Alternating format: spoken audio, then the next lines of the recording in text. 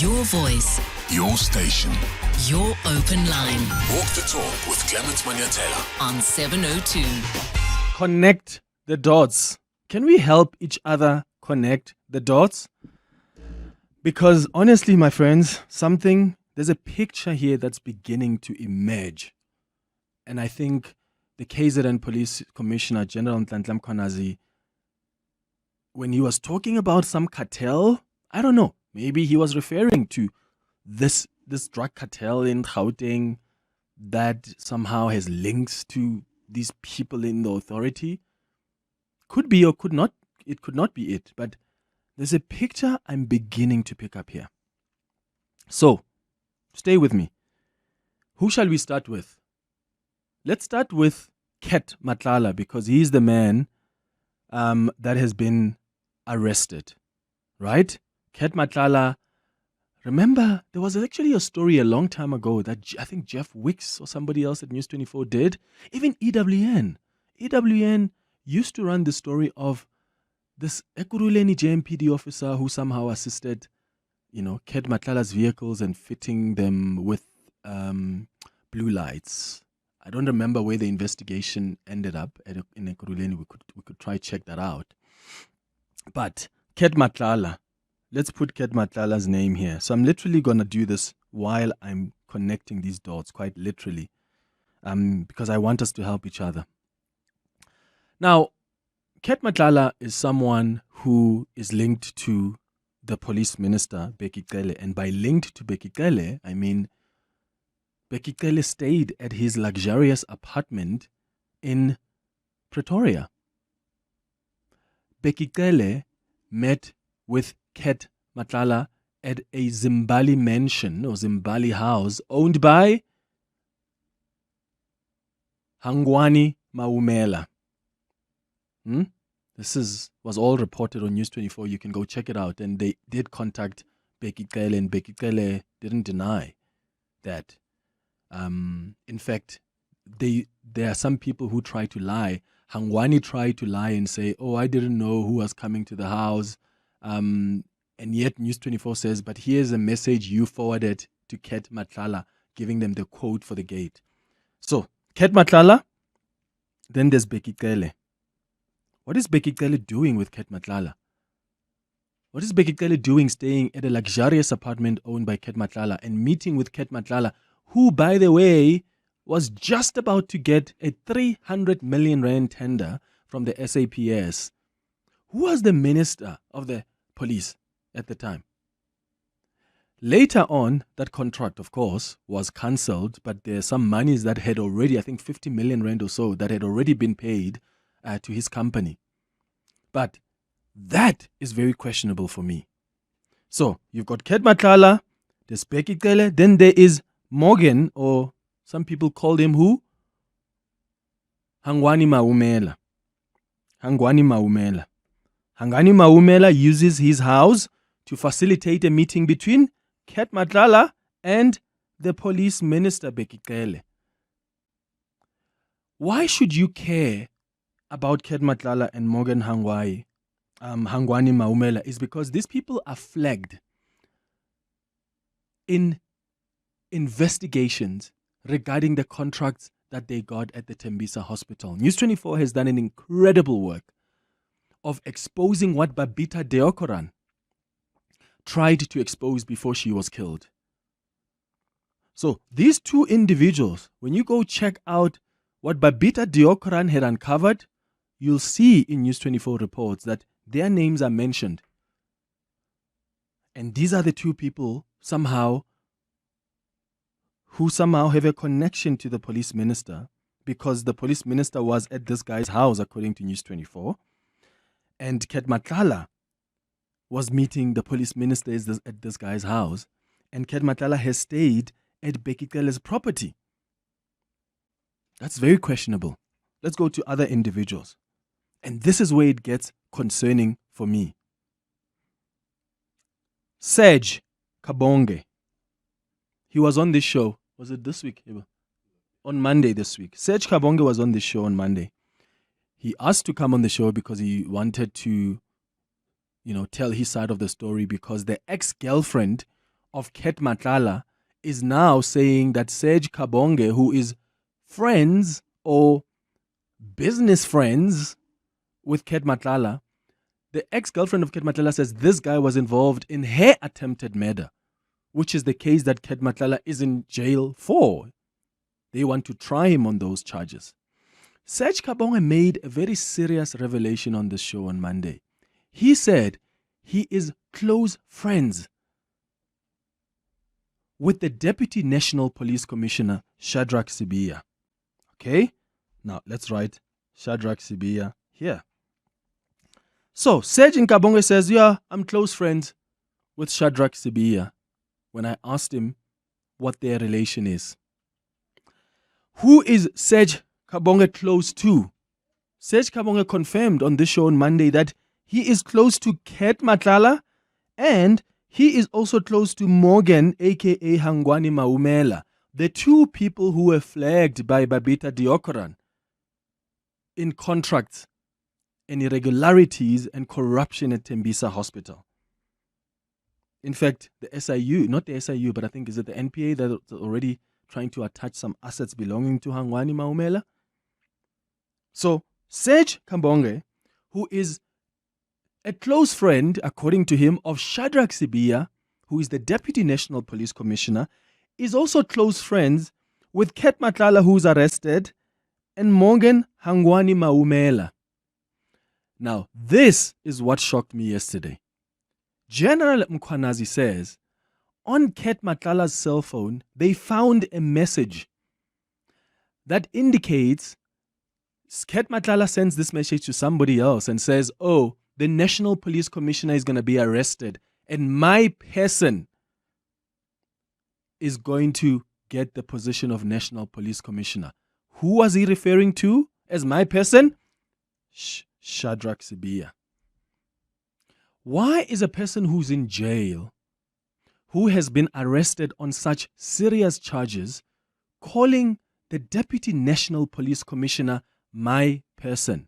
And to be fair on Shadrack Sibiya, I mean, he probably doesn't even know why Ket Matlala would refer to him as my person. But let's look at the dots again. Is Shadrack Sibiya linked in any way to Ket Matlala? There's only one person who is common between them, who could possibly link them. Isn't that Serge Kabonge? Because he's besties with Shadrack Sibiya and also close friends with Ket Matlala. So Ket Matlala tells somebody that, oh, the National Police Commissioner will be arrested and Shadrack Sibiya, my person, is going to take over. That's got to concern you and I, my friends. A guy in jail? Remember the Guptas? When they knew about Fikile Mbalula's change in cabinet, when they knew about who's going to be appointed in certain portfolios, that reminded me of that. And I think that is concerning on the highest level. Now, which other name here am I forgetting? Now, Tebogo Tobejane. Tebogo Tobejane is the ex-girlfriend of Ket Matlala. So she's the lady that Ket Matlala, according to the police, sent people to kill her. Right? Stay with me. Ket Matlala is in jail now because the police are accusing him of having attempted to kill her ex-girlfriend, Tebogo Tobejane. Tebogo Tobejane has now submitted an affidavit to the police. What does she say in that affidavit? She says that she told Serge Kabonge, the guy who's besties with the Deputy National Police Commissioner, that Ket Matlala, her ex-boyfriend, may be involved in the murder of Babita Deokaran. She says, I told Serge, who's friends with Ket, that I think your friend Ket is actually the one who sent people to kill Babita, because there was a time we went to Tembisa and then he met with people who look like, Igabi. That's what she was saying. And she says, and Ket was, when Babita was killed, Ket was acting weird that day. That's the information that Tebogo Tobejane has provided to the police. So Tebogo Tobejane claims that when she told Serge Kabonge this information, Serge Kabonge probably went to Ket Matlala and said, hey bro, your ex-girlfriend thinks that you sent people to go kill Babita Deokaran. And then Ket Matlala, according to Tebogo, that's when Ket Matlala sent people to kill Tebogo because he was scared that Tebogo was going to start revealing information about how he acted weird and the people he met ahead of and after Babita Deokaran was killed. Do you see this web? I mean, this is wild. It's really crazy. Now, Malcolm X was on this show about a couple of months ago. Malcolm X, we interviewed him on the show, and there was a connection between Malcolm X and Katie Molefe. Malcolm X said, I think he knows Katie Molefe's brother or friend, but he says they're not directly linked. But in this case, Malcolm X was at Katie Molefe's house. Right? Malcolm X was at Katie Molefe's house. Now you've got to ask yourself, is Katie Molefe linked to Ket Matlala? Is Katie Molefe linked to Morgan Hangwani Maumela? I'm drawing this up because I really think that there is a web here that's beginning to emerge. There's certain business people, particularly in Gauteng, who somehow are close to very top people in law enforcement agencies. And I'm not saying these guys are criminals. I mean, the SAPS will conclude on that. They're still investigating, particularly on Ket Matlala's side and Hangwani Maumela's side, because those are the investigations I'm aware of, and Katie Molefe. But when you look at the names I've just mentioned, do you see the connection here? Do you see Brown Bukhosi is another one that I forgot. Brown Bukhosi is somehow, according to Mkhwanazi, linked to the police minister because the police minister says, oh yeah, he's a comrade. But Brown Bukhosi is somehow also linked to Ket Matlala. So there's a web here. All the people I mentioned, there's a way you can link them to each other in some way or form, whether directly or indirectly. And for me, that's the kind of picture that's begun to emerge as General Mkhwanazi has been mentioning these names. What picture has emerged for you? What dots have you connected based on the information that General Mkhwanazi has revealed so far? Give me a call on 011-883-0702. WhatsApp's on 072-702-1702. 932. At the house of Maumela. So those are the things that are concerning. You see now. I didn't even know about Bejani Chauke. So for those who don't know, Bejani Chauke is the former advisor, advisor to President Cyril Ramaphosa. So apparently, so I haven't verified this. So can we check this? I'm asking the producers to check this out, right? I don't know where this came up, that Benjamin Chauke is linked to Hangwani Maumela. But that would also be significant, right? That will be significant. What I do know is that the president has already said that I don't know this Maumela guy. Apparently, he's the president's nephew from his first marriage, but the president doesn't really know him. So, yeah, unless we can establish that connection, I think it would be unfair to want to suggest that just because there is a relation of sorts that was uncovered there, then it proves corruption. But I think you're right. We have to scrutinize because you just never know with these politicians. But we'll check this. I don't know who said that about Bejani Chauke leaving Hangwani Maumela's house. We'll check it, verify it, and then I'll come back to you on that. But yeah, there's a web. There's dots here that are being connected. Let me tell you about something else that I found particularly uncomfortable yesterday. And as I've said to you, I don't think there are holy cows here. Right? As I've said to you, I think that part of what we're seeing here is there are SAPS officials that are fighting for each other.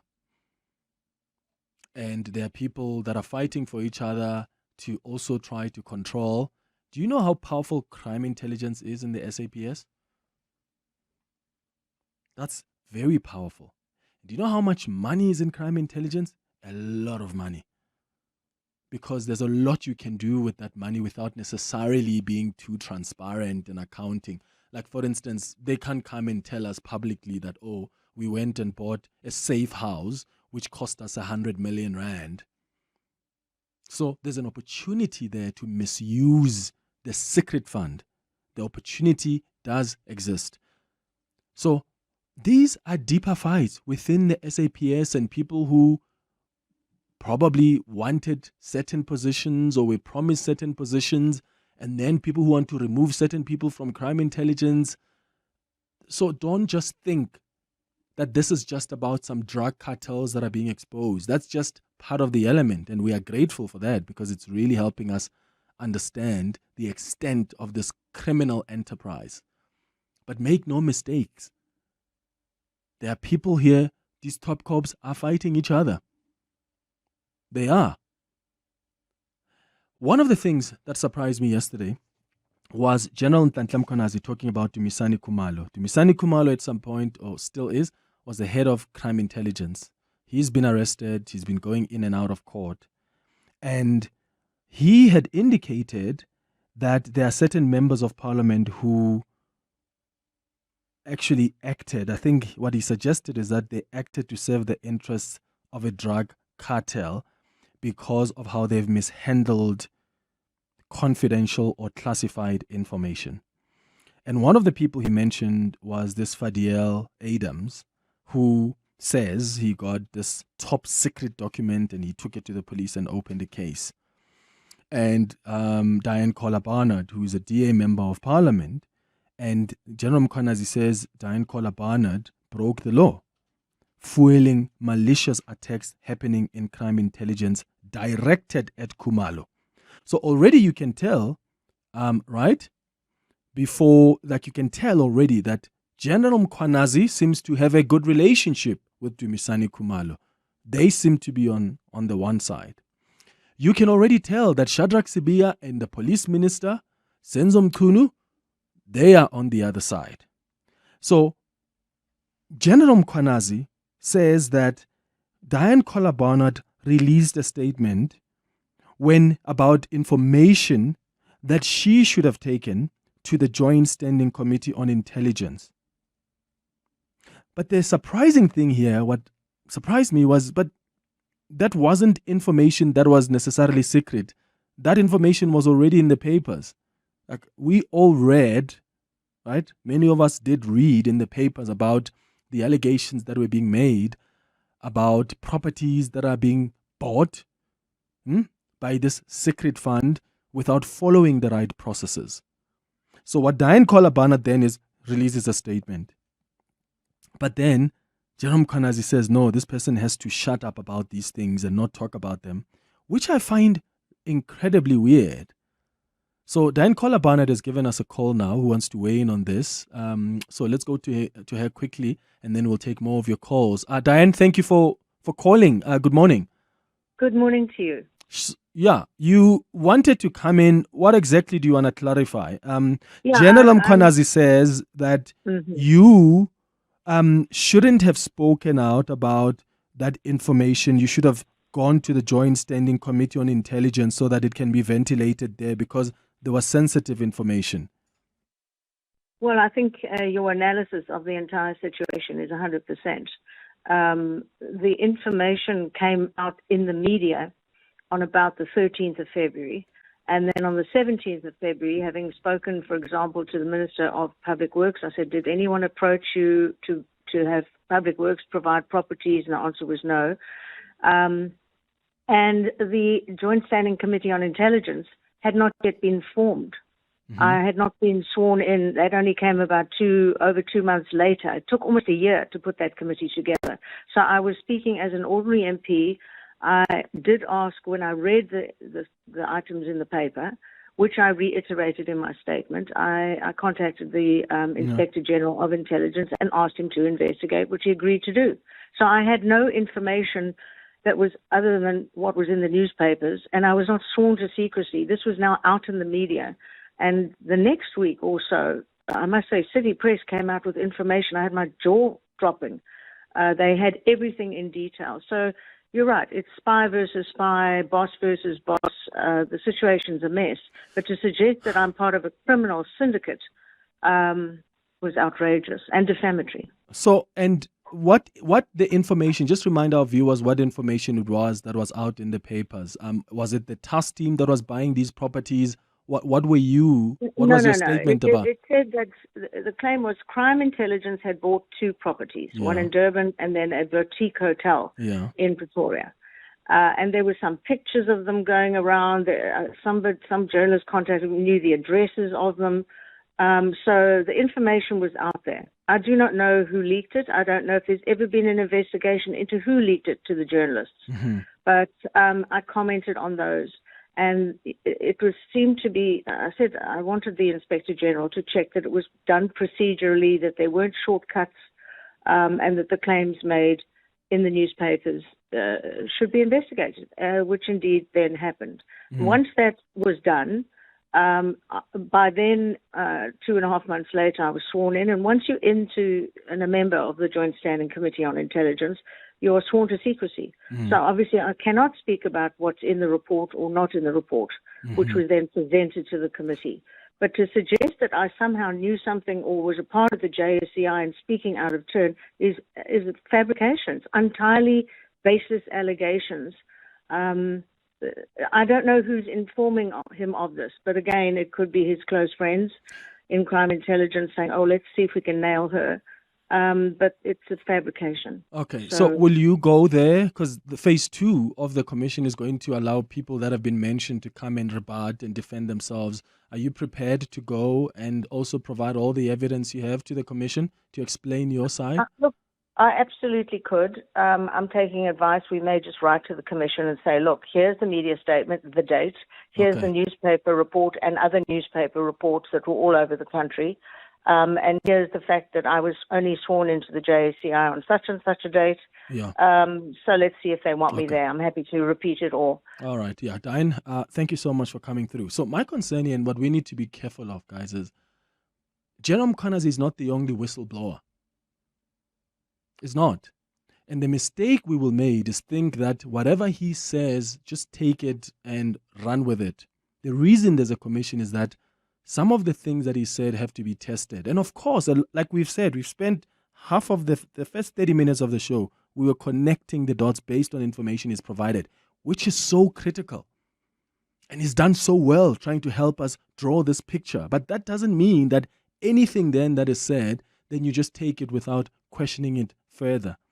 In cases like this, where Diane Barnard releases a statement based on what's in the newspaper reports, that's what politicians do. That's what members of parliament do. What is wrong with that behavior? Unless he is able to demonstrate to us that before she even released that statement, there was critical information out there that got to her and it shouldn't have gotten to her. And he has to at least give that evidence. And I hope that we can get to a point where evidence can also be released to back up some of the claims that are made so that people's reputations are not just tarnished. Because when you get mentioned there by him, people then are quick to call you all sorts of names. So I think we need to be very cautious about that too. It's 6 minutes now before 10 o'clock. Hanging out with Clement on 702. Let's walk the talk.